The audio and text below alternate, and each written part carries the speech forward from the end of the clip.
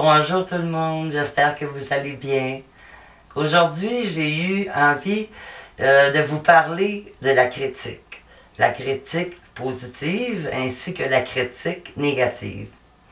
La critique fait partie de nos vies dès la naissance.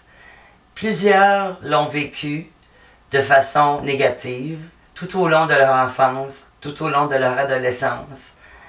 Ce qui a fait d'eux des personnes qui doutent d'elles-mêmes, qui ne sont pas heureuses et qui cherchent sans arrêt le pourquoi de cette tristesse, de ce mal à l'âme. Bien souvent, on néglige l'importance de la critique quand elle est négative. Elle peut détruire une personne tellement rapidement, vous n'avez pas idée. J'ai moi-même eu à vivre dans la critique négative tout au long de mon enfance et de mon adolescence et même de ma vie de femme. J'en aurais long à dire sur le sujet, mais disons que je ne veux pas m'élaborer sur le sujet pour l'instant.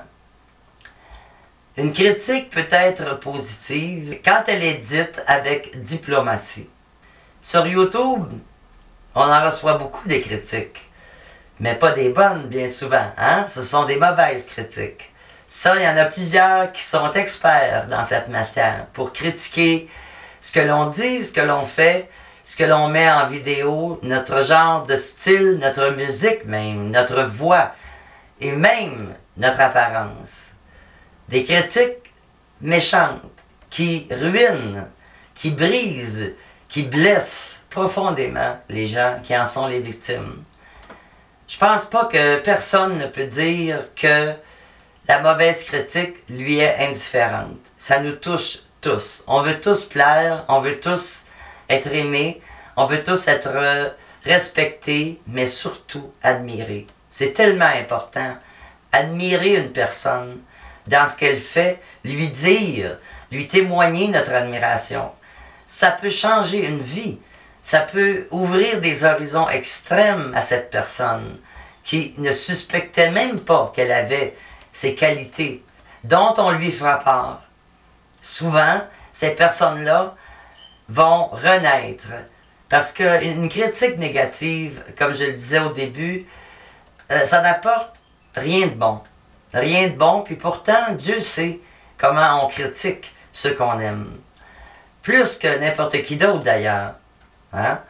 C'est facile de critiquer notre conjoint, nos enfants, notre famille, nos amis. Quand il arrive le moment où on pourrait ne pas dire de mauvaises choses, mais de bonnes choses à quelqu'un, pourquoi ne pas prendre le temps de dire « Je trouve que tu excelles dans cela. Je trouve que ce que tu as fait est extraordinaire. Je trouve que ce que tu dégages est fantastique. » Je pourrais vous en donner plein d'exemples comme ça. On oublie de féliciter les gens, on oublie de leur faire des bonnes critiques, alors que la mauvaise critique fait partie de nos vies à tous les jours. On en voit dans les nouvelles, on en voit dans nos vies, on en voit partout. Critiquer, c'est facile, hein? Ça ne nous implique pas. C'est nous qui critiquons. Alors à ce moment-là, on n'a rien. Nous, on perd rien à critiquer sans arrêt, hein?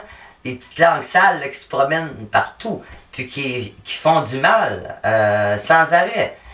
C'est dans eux, ils ne sont pas capables de s'en passer. Encore là, ces personnes-là, qu'est-ce qu'elles ont vécu?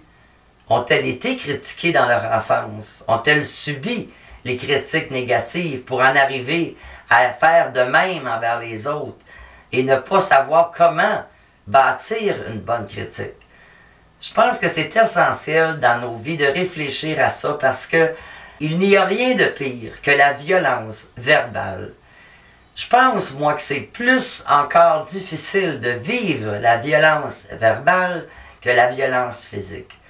Parce que la violence physique, ça peut faire très mal.